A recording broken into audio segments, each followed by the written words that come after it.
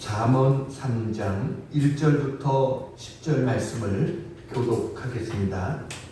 내 아들아, 나의 법을 잊어버리지 말고 내 마음으로 나의 명령을 지키라. 그리하면 그것이 내가 장수하여 많은 때를 누리게 하며 평강을 더하게 하리라. 인자와 진리가 네게서 떠나지 말게 하고 그것을 네 목에 매며 네 마음판에 새기라. 그리하면 내가 하나님과 사람 앞에서 은총과 기중이 여김을 받으리라. 너는 마음을 다하여 여호와를 신뢰하고 네 명철을 의지하지 말라. 너는 범사의 그를 인정하라. 그리하면 내 길을 지도하시리라. 스스로 지혜롭게 여기지 말지어다.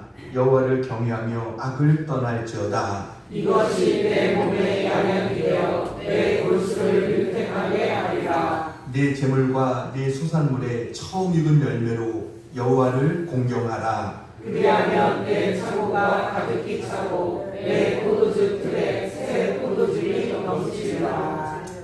아멘. 할렐루야. 우리 옆에 분들하고 인사할까요? 사랑하고 축복합니다. 인사합시다. 사랑하고 축복합니다.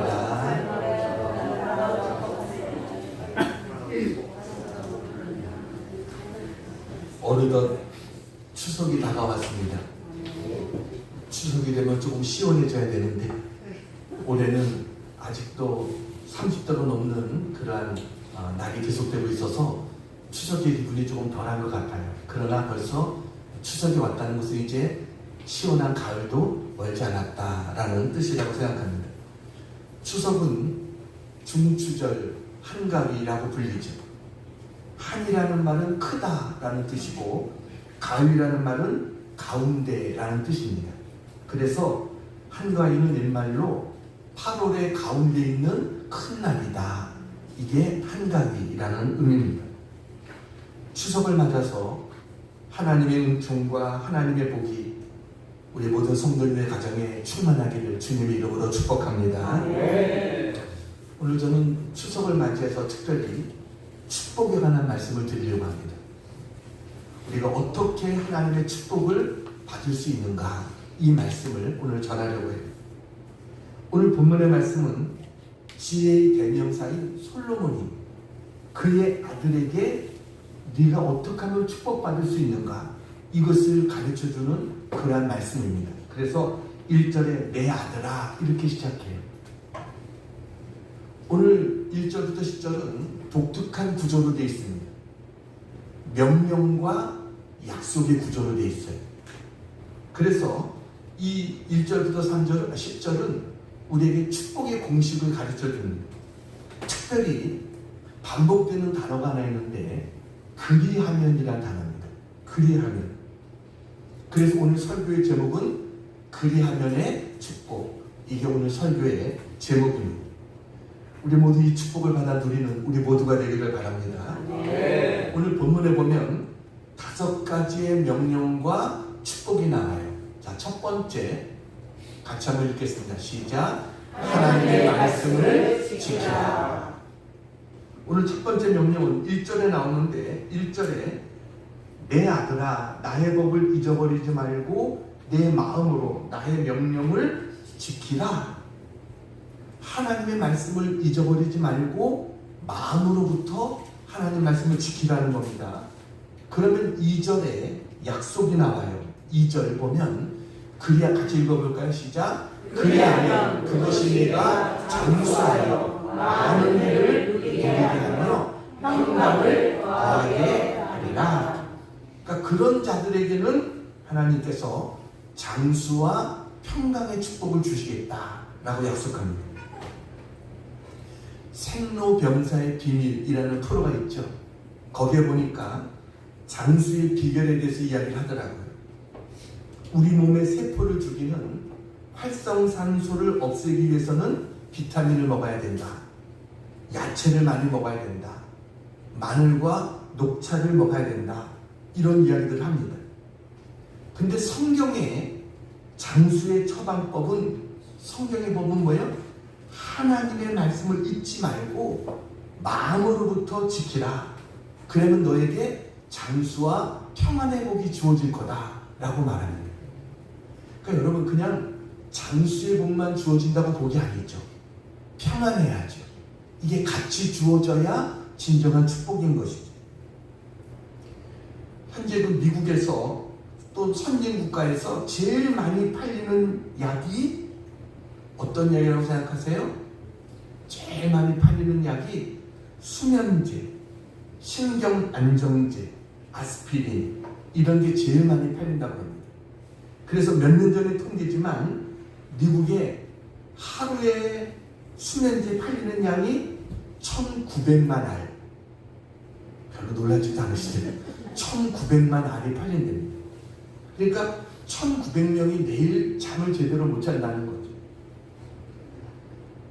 그래서 아스피린의 경우에는 1년에 750억 알이 팔린다고 해요. 그러니까 현대인들은 그만큼 두통이나 불안이 있다. 이거를 우리에게 이야기하는 겁니다. 우리나라도 갈수록 이런 약들이 더 많이 처방되고 있죠. 그래서 저 같은 사람도 아는 게 개보린, 펜잘, 암시롱 여러 약들이 이게 잘 팔리는 것을 우리가 보게 됩니다. 우린 지금 최첨단 과학 시대를 살고 있습니다. 그런데도 사람들은 여전히 불안을 느끼고 있습니다. 미래에 대한 불확실 때문에 우리 마음이 불안합니다. 정치, 경제, 교육, 안보 모든 것에서 불안합니다. 하나님이 평강을 주셔야 될 줄로 믿습니다. 근데 하나님의 평강을 누리는 비결이 뭐냐? 하나님 말씀을 잊지 말고 하나님 말씀을 마음으로부터 지키라는 겁니다. 우리의 마음속에 하나님 말씀을 깊이 새겨놓으라는 거예요. 우리가 불안이 찾아오는 게 어디로부터 찾아옵니까? 마음으로부터 찾아옵니다. 그래서 마음을 먼저 지켜야 돼요. 근데 이 마음을 하나님 말씀으로 채워질 때 우리의 마음속에 하나님의 평강이 임한다는 거예요. 얼마 전에 세계적으로 베스트셀러가 된 책이 있습니다. 유명한 스티븐 코비가 쓴 사진을 보여주세요. 바로 저 원칙 중심의 리더십이라고 하는 책입니다. 저 저자가 강조하는 것은 간단합니다. 농사를 짓기 위해서는 어떤 지름길이 없다는 겁니다. 농사를 잘 짓기 위해서는 자연의 원칙을 잘 따라야 된다라는 거예요. 그러니까 원칙에 기초한 자연의 법칙에 순응하고 복종해야 된다. 그래야 잘 수확을 거둘 수 있다. 이런 얘기를 합니다. 그러니까 올바른 원칙이라는 것은 나침반과 같다는 거예요. 원칙은 변하거나 바뀌지 않습니다. 언제나 어디서나 동일하게 우리에게 작용하는 것, 이게 원칙이라는 겁니다. 그래서 원칙은 우리의 삶에 4가지 힘을 준다고 이야기를 해요. 원칙이 분명하면 안정감이 있다는 겁니다. 그리고 우리의 삶을 올바른 방향으로 인도해 준다는 거예요. 그리고 우리가 가진 잠재 능력을 최대한 발휘할 수 있도록 지혜와 역량을 준다. 이게 원칙이라는 거예요. 근데 여러분, 우리 삶에 가장 중요한 원칙이 뭘까요? 하나님 말씀인 줄로 믿습니다. 하나님 말씀이 원칙인 거예요. 그래서 우리는 원칙대로 산다. 이건 뭐예요? 말씀대로 산다. 말씀을 우리 마음에 새기면서 우리가 살아가는 이런 삶이 될 때 하나님께서 우리에게 장수와 평강의 복을 주실 것이다 라고 이야기합니다. 사회가 얼마나 어렵고 얼마나 불경지고 이게 중요한 게 아니에요. 더 중요한 것은 우리의 마음판에 하나님 말씀을 새기는 것입니다. 그러면 우리의 미래는 안전합니다.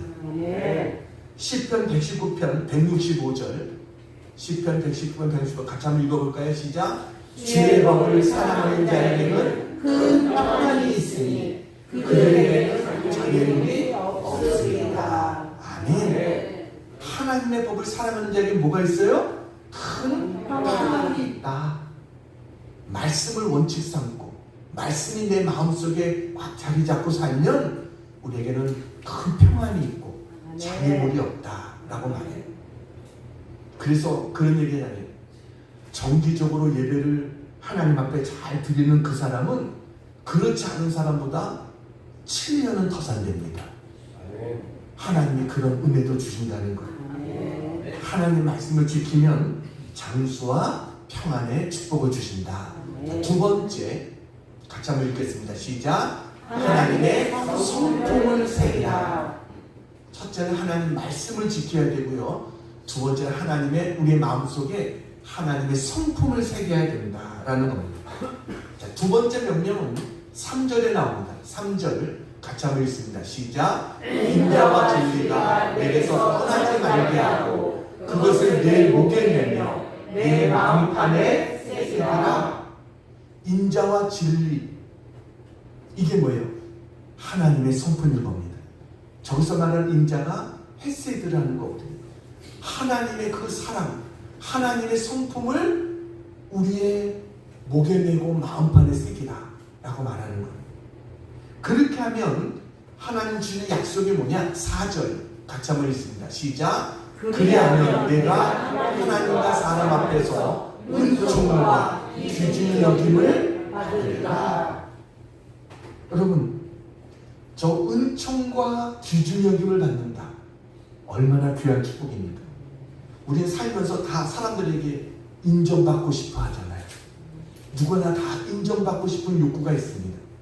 그런데 하나님의 성품을 갖고 살면 은총을 받고 귀중히 여김을 받는다는 거예요. 은총이라는 말은 하나님과 연관된 말입니다.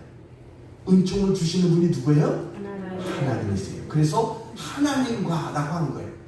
귀중히 여김을 받는다는 것은 사람과의 관계입니다. 사람들로부터도 인정을 받고 귀중히 여김을 받는다라는 거예요.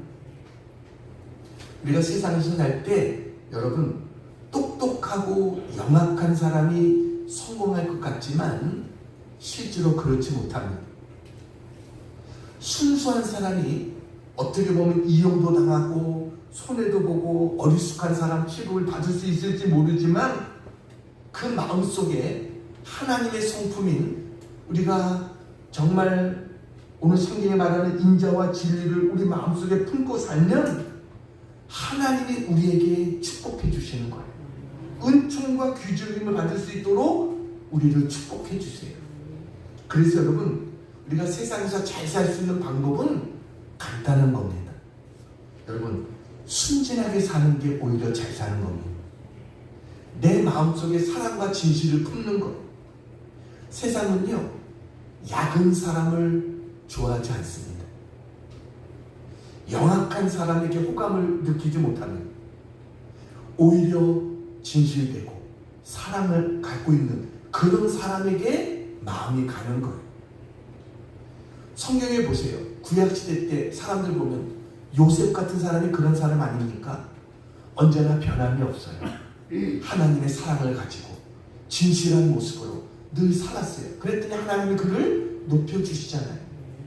여러분, 다니엘이라는 사람 똑같이 포로로 잡혀갔어도 그 가운데서도 사랑을 품고 진실하게 살았어요.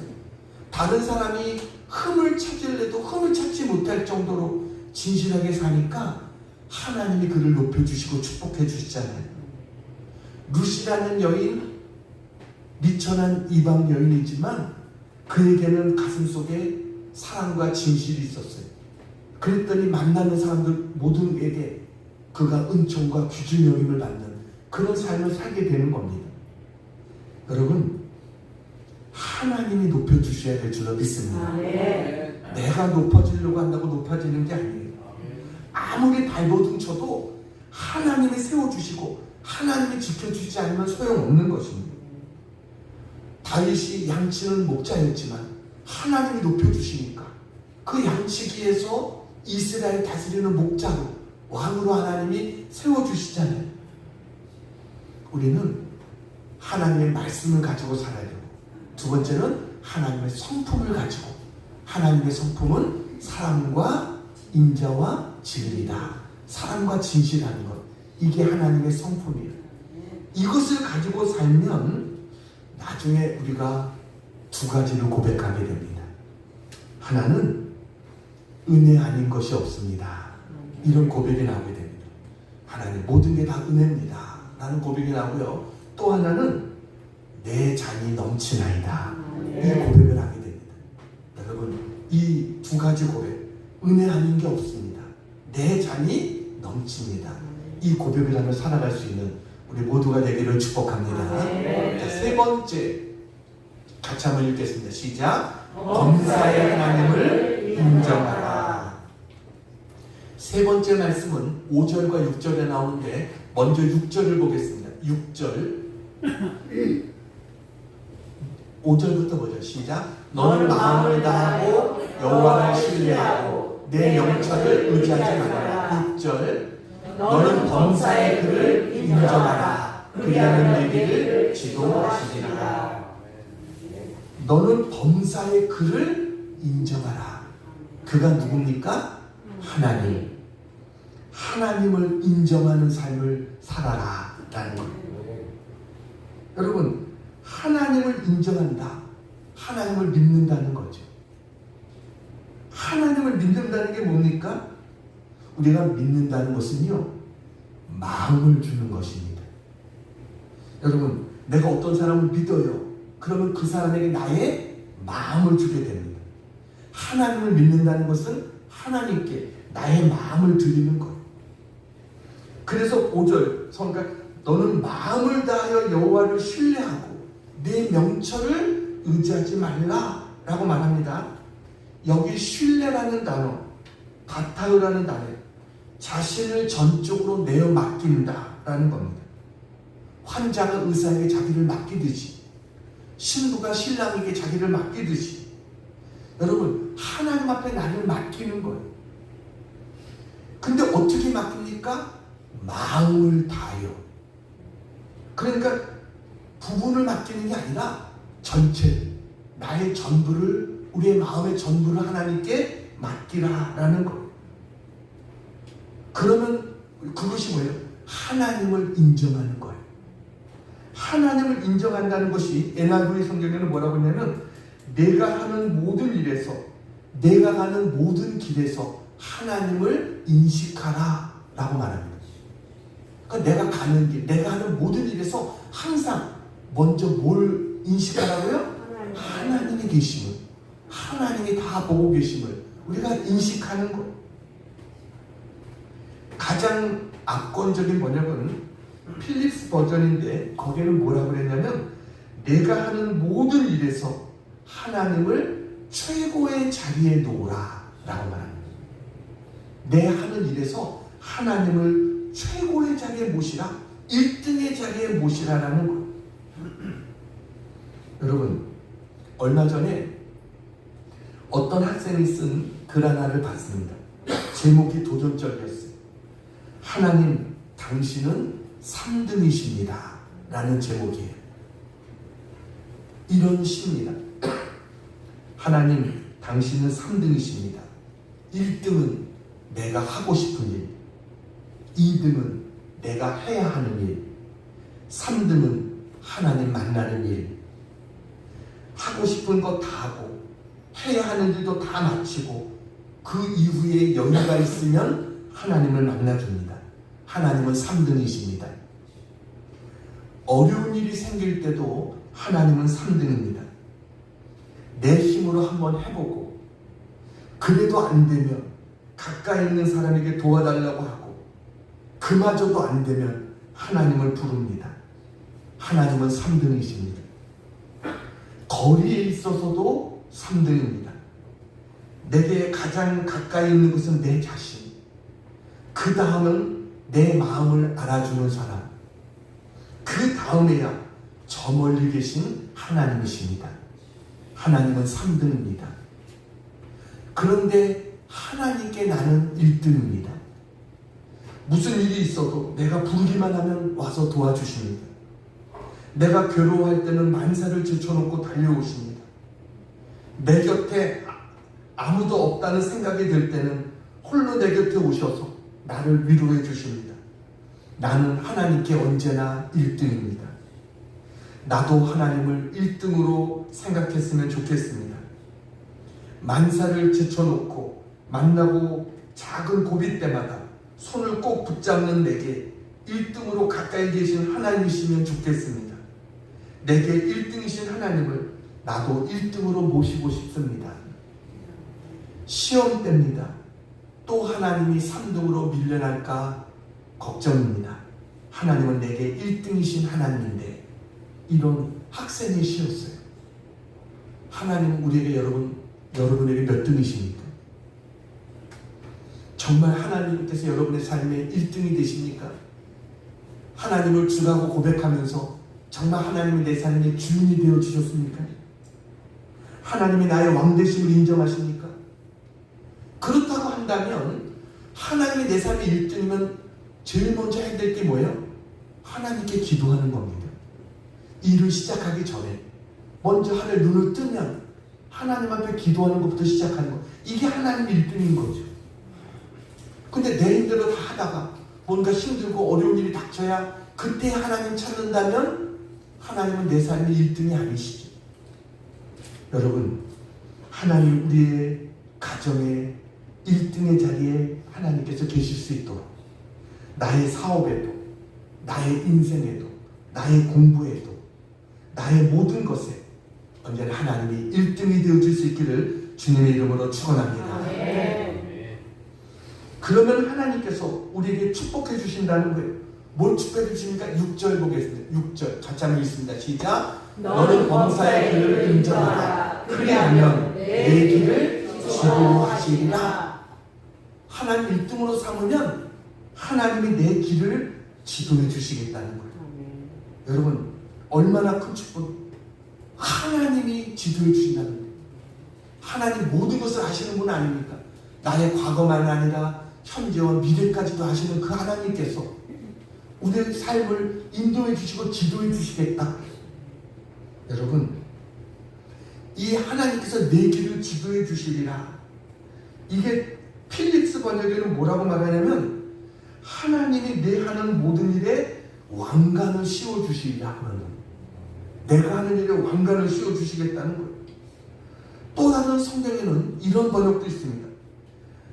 내 길을 지도해 주시라는 단어가 무슨 뜻이냐면 길 없는 곳에 길을 내신다. 막힌 길을, 닫힌 길을 열게 해주시겠다. 이런 의미가 있어요. 하나님 우리의 막힌 길, 닫혀있는 길들을 열어주시는 그러한 축복이 있다라는 겁니다. 여러분, 하나님이 이런 은혜가 우리에게 함께하기를 축복합니다. 범사의 하나님을 인정해야 됩니다. 그리하면 내 길을 인도하신다. 네 번째 같이 읽습니다. 시작. 하나님을 경외하라. 자, 네 번째 명령은 7절에 나옵니다. 7절 같이 읽습니다. 7절 시작. 스스로 지혜롭게 여기지 말지어다. 여호와를 경외하며 악을 떠날지어다. 스스로를 지혜롭게 여기지 말라. 여호와를 어떻게 하라고요? 경외하라 라고 말해요. 내 자신을 스스로 지혜롭다고 여기지 말라는 겁니다. 우리가 다 부족한 자들입니다. 여러분, 얼마 전에 TV를 보니까 우리나라 의사들의 암 진단 오진율이 50%가 넘는답니다. 조기 발견만 했어도 오래 살 수 있는데 의사의 오진으로 기회를 놓쳐서 많은 사람들이 암으로 죽는 사람들이 많다는 겁니다. 인간의 지혜라는 것은요, 그렇게 한계가 있습니다. 건강과 장수의 문제에 관해서 스스로 지혜롭게 여기지 말라는 거예요. 많은 사람들은 얼마나 우리가 건강에 대해서 많은 지식들을 갖고 있습니까? 많은 상식, 또 건강식품, 이런 것들 얼마나 많이 우리가 의지합니까? 근데 우리에게 건강을 주는 게 뭐예요? 그게 우리에게 건강을 주는 게 아니라는 거예요. 여호와를 경외하며 악을 떠날 때 하나님께서 우리에게 주시는 축복은 뭐냐? 8절 보시기 바랍니다. 같이 한번 읽겠습니다. 시작. 이것이 내 몸에 양약이 되어 내 골수를 윤택하게 하리라. 적에게는 빠진 게 있어요. 뭐가 빠졌어요? 그리하면이 빠져 있습니다. 그런데 내용상으로 보면 저기에 뭐가 들어갈 수 있어요? 그리하면. 앞에 말한 그 7절의 말씀, 그리하면 이것이 내 몸에 양약이 되어 내 골수를 윤택하게 할 거다 라고 우리에게 말씀합니다. 우리에게 진짜 좋은 건강식품이 뭐예요? 약이 뭐예요? 우리에게 보약이 있잖아요. 구약, 신약이 있습니다. 이게 진짜 우리에게 보약인 거예요. 스스로 지혜롭게 생각하지 말고 언제나 우리는 하나님을 경외하는, 그리고 악을 어떻게 하라고요? 악을 떠나라 라고 말해요. 악을 멀리하라는 거예요. 악한 것들을 멀리하라. 그러면 하나님께서 우리에게 건강의 축복을 주시겠다는 거예요. 나에게 악한 나쁜 습관이 있다면, 나에게 아직도 놓지 못한, 벗어놓지 못한 그런 것들이 있다고 한다면 그런 것을 내려놓으라는 거예요. 그러면 하나님께서 우리의 몸에 그것이 양약이 되고 우리의 골수를 윤택하게 해주시는 하나님의 축복이 있을 것이다. 이렇게 우리에게 약속합니다. 우리가 죄를 지면요 마음속도 평안하지 못합니다. 마음만 평안하지 못한 게 아니라 그게 우리의 몸에도 영향을 끼칩니다. 그래서 다윗이 밧세바와 범죄하고 그가 회개하지 않고 있었을 때 성경에 보니까 그의 상태가 어땠냐면 시편 32편 3절 4절 같이 한번 읽겠습니다. 시작. 내가 입을 열지 아니할 때 종일 신음함으로 내 뼈가 쇠하였도다. 주의 손이 주야로 나를 누르시오니 내 진액이 빠져서 여름 가운데 마름같이 되었나이다. 오히려 이 하나님이 누르니까 내가 진액이 다 빠지고 여름 가운데 마름같이 됐다라는 거예요. 골수로 윤택하게 하냐, 이것과 얼마나 대조적입니까? 여러분, 그래서 우리는 하나님을 경외하고 악을 떠나야 됩니다. 그럴 때 하나님께서 우리에게 건강의 축복을 주세요. 하나님은 모든 생명의 주인이십니다. 우리의 육체와 영혼을 다 창조하신 분이에요.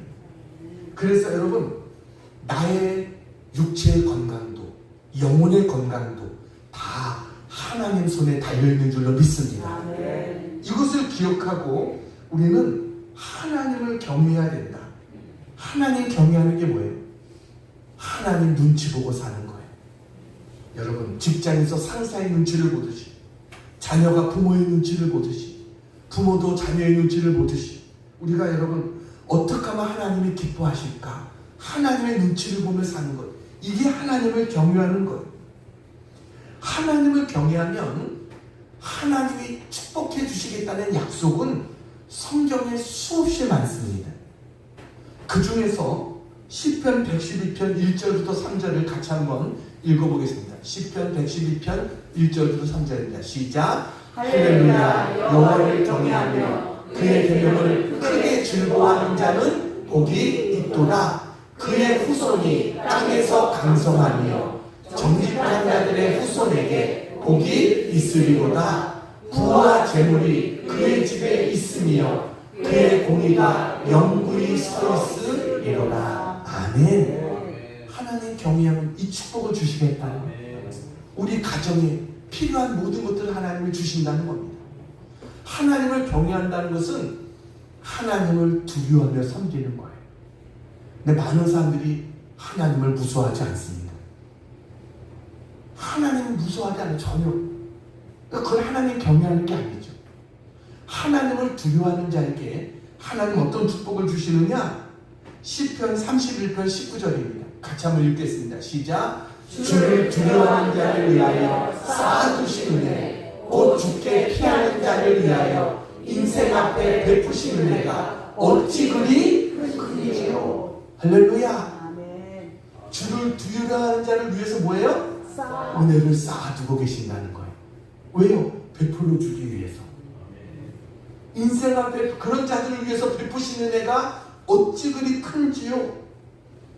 하나님은 하나님을 경외하는 자들에게 건강의 축복을 하나님께서 약속하고 계시다. 여호와를 경외하며 악을 떠날 수 있는 우리 모두가 되기를 축복합니다. 다섯 번째 같이 한번 읽겠습니다. 시작. 첫 열매로 하나님을 공경하라 라는 겁니다. 마지막 5번째 명령은 9절입니다. 같이 한번 읽겠습니다. 9절 시작. 내 재물과 내 소산물의 처음 익은 열매로 여호와를 공경하라. 내 재물과 소산물의 처음 익은 열매로 여호와를 공경하라. 그러면 어떤 축복을 주시느냐? 10절입니다.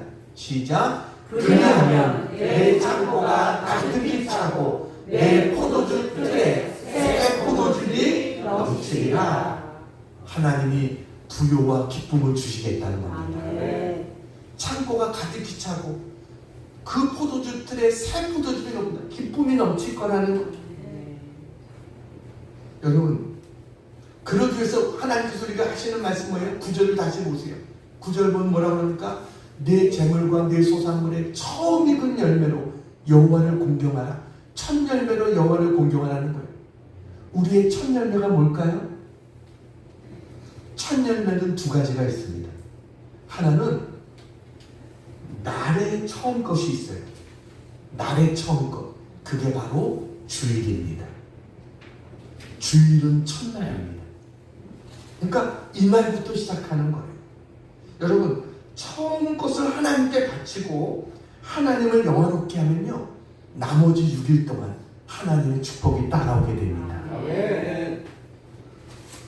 주일은 뭐예요? 하나님의 날이고 주님의 날이잖아요.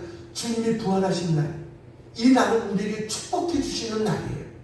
우리가 이 날에 하나님의 복을 받아야 되는 거예요.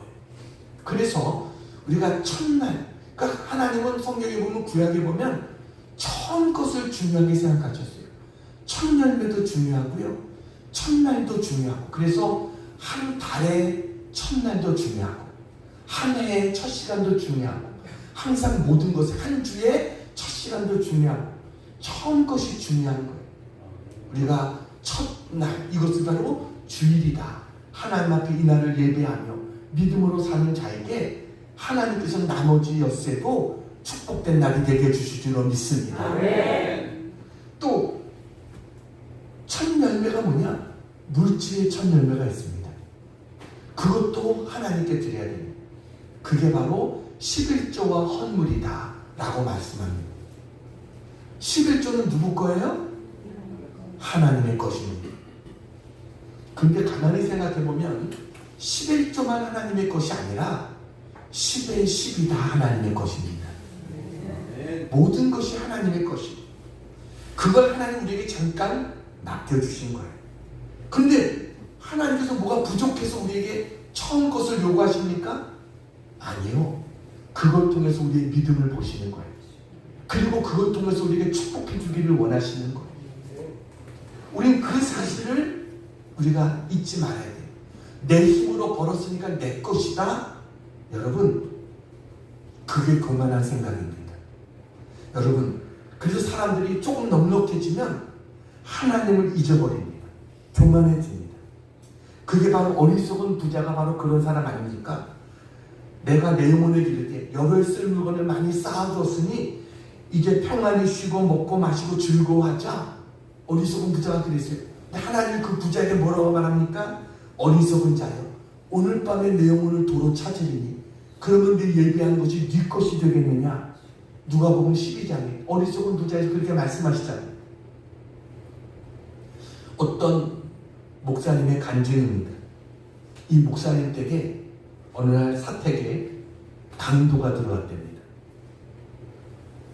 목사님이 주무시다가 깜짝 놀랐어요. 강도가 칼을 들고 위협을 하는 거예요. 돈을 내놓으라고 하는 거예요. 그래서 목사님이 지갑을 다 줬어요. 다 가지라고. 근데 지갑에 돈이 별로 없는 거예요. 그러니까 강도가 자꾸만 돈을 더 내놓으라고 막 그러더래요. 그래서 이 목사님이 그랬대요. 당신이 꼭 돈이 필요한 모양인데 저 책상, 저 서랍장 열어보라고. 거기에 내가 이번 주에 내려고 11조를 넣어둔 봉투가 있는데 아쉬우면 그거라도 가져가라고. 목사님이 그랬어요. 그랬더니 강도가 그러더래요. 나를 뭘로 알고 그러냐고. 내가 다른 것을 훔쳐도 하나님 것은 안 훔친다. 목사님이 강도 때문에 은혜 받았대요. 그런 강도도 있어요. 이 강도가 뭘 좀 아는 그런 강도겠죠. 얼마나 어려웠으면 사실 그랬겠어요. 그 말 듣고 깜짝 놀랐답니다. 이런 도둑도 있나. 그래서 목사님이 간증을 하셨어요. 그래서 나중에 그 강도에게 다른 것처럼 주면서도 그러면서도 한편으로는 아깝지가 않은 그런 마음이 들었대요. 저 사람은 지금 어려워서 저렇게 어쩔 수 없이 저런 것을 하지만 저 사람은 그래도 돌아올 사람이구나. 그런 마음이 들었다고 간증하는 것을 봤습니다. 농부가 농사를 져서 가을에 수확을 합니다. 그러면 자기 먹을 것은 떼어놓고 그 다음에 뭐예요? 봄에 파종할 씨앗을 따고 줍니다. 아무리 겨울이 길고 어려워도 여러분 그 씨앗까지 먹는 농부가 있을까요? 그 씨앗까지 먹진 않죠. 파종할 씨앗을 먹으면 농사를 지을 수가 없는 것이고 아무리 배고파도 그 씨앗을 먹으면 안 되는 거예요. 하나님한 천년들도 마찬가지인 거예요. 여러분 그것은 정말 하나님의 것이다. 이건 내 것이 아니고 하나님의 것이다. 이것은 씨앗과 같은 것이다. 왜냐하면 심어야 하나님이 열매를 주시잖아요. 심지 않는데 어떻게 하나님이 주실 수가 있겠어요. 그래서 우리가 믿음으로 심어야 된다라는 겁니다. 여러분 오늘 하나님 우리에게 축복을 약속하고 있어요. 내 재물과 내 소산물의 처음 익은 열매로 여호와를 공경하라. 그리하면 어떻게 하시겠다고요? 10절 내 창고가 가득히자. 하나님은 풍성하게 주신 하나님이신 것을 믿으시기 바랍니다. 내게 필요한 것 다 알고 계세요. 하나님이 채워주십니다. 우리 이 하나님을 믿고 믿음으로 순종하는 우리가 되어야 될 줄로 믿습니다. 이제 한 가지 이야기하고 마치려고 합니다. 얼마 전에 돌아가신 이효령 교수님, 이분이 그 제비 얘기를 강연 때마다 많이 했습니다. 일제 때 초등학교 선생님에게 자기가 질문했다는 거예요. 선생님, 다른 새들은 높은 나무 위에다가 아니면 은밀한 곳에다 집을 짓는데 왜 제비는 사람이 사는 처마에다 집을 질까요? 이렇게 물었어요. 그랬더니 선생님이 쓸데없는 질문한다고 뺨을 때리더랍니다. 그래서 뺨을 맞은 기억이 있대요. 근데 이효령 교수님이 나중에 뒤늦게 하나님 앞에 돌아왔어요. 그리고 성경을 읽는데 자기가 어렸을 때 그 선생님에게 물었던 그 질문에 대한 해답을 자기가 얻게 됐다는 거예요. 성경을 보다가. 그래서 제가 깨달은 게 뭐냐면 제비가 사람을 사는 처마에다 집을 짓는 이유는 제비가 사람을 믿기 때문이다 라는 결론을 얻었다는 겁니다. 제비는 사람을 믿기 때문에 사람 사는 집, 그 처마에다 집을 짓는다는 거예요. 사람을 믿기 때문에 자기 자신과 새끼들을 사람에게 맡긴다는 거예요. 그러니까 사람한테 맡기니까 뱀이라든가 어떤 까치라든가 이런 것들이 새끼를 건드리지 못한다는 겁니다. 왜냐하면 거기 오면 사람이 있으니까. 그러니까 그걸 건드리지 못한다는 거예요. 그런데 까치는 높은 나무 꼭대기에다 집을 짓는 데입니다. 그곳에 집을 지면 안전할 것 같지만 하늘을 나는 매나 독수리가 여러분 그 새끼를 낚아챈다는 거예요. 은밀한 곳에 둥지를 틀고 사는 많은 새들은 뱀의 먹이가 된다는 거예요. 이게 자기가 그것을 깨달았다는 거예요. 그래서 높은 곳에다 집을 짓는 것, 은밀한 곳에다 집을 짓는 것, 이것을 지성이라고 불렀어요. 근데 하나님께 인생을 맡기고 살아가는 사람들, 하나님과 인생의 걸음을 같이 하는 사람들, 이것은 영성이라고 이분이 자기가 깨달았다는 거예요. 그래서 거기서 자기가 받은 그 깨달음을 가지고 쓴 책이 뭐예요? 다음 사진을 보여주세요. 바로 저 책입니다. 뭐예요? 지성에서 영성으로 라는 책을 쓰게 됐다라고 하는 것입니다. 여러분, 사람에게 맡기니까, 자기 모든 것을 자기와 자기 새끼를 맡기니까 사람이 지켜주는 거예요. 다른 것들이 감히 건들지 못하는 거예요. 우리도 마찬가지예요. 우리 자신을 하나님께 맡기고 살면 하나님이 책임져 주실 줄로 믿습니다. 하나님이 지켜주셔야 되고요. 하나님이 복을 주셔야 되는 거예요. 오늘 그리하면의 축복, 장수와 평강의 복을 누리려면 하나님의 말씀을 지키라 그랬습니다. 하나님과 사람 앞에서 은총과 귀중히 여김을 받으려면 하나님의 성품을 새기라 그랬습니다. 하나님의 길을 지도해 주시는 복을 받으려면 범사의 하나님을 인정하라 라고 말씀합니다. 건강의 복을 받으려면 하나님을 경외하고 악을 떠나라 라고 그랬습니다.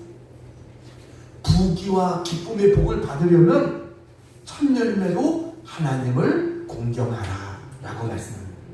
오늘 이것이 바로 뭐예요? 그리하면의 축복. 여러분 이 말씀을 잘 되새겨서 하나님 주시는 이 축복을 받아 누리며 살아가는 우리 모두가 되기를 주님의 이름으로 축원합니다. 기도하겠습니다. 하나님, 저희도 이 그리하면의 축복을 누리며 살아가기를 원합니다. 이렇게 생각하는 분들 한번 가슴에 손 얹고 기도하겠습니다. 같이 한번 기도합니다. 살아계신 아버지 하나님,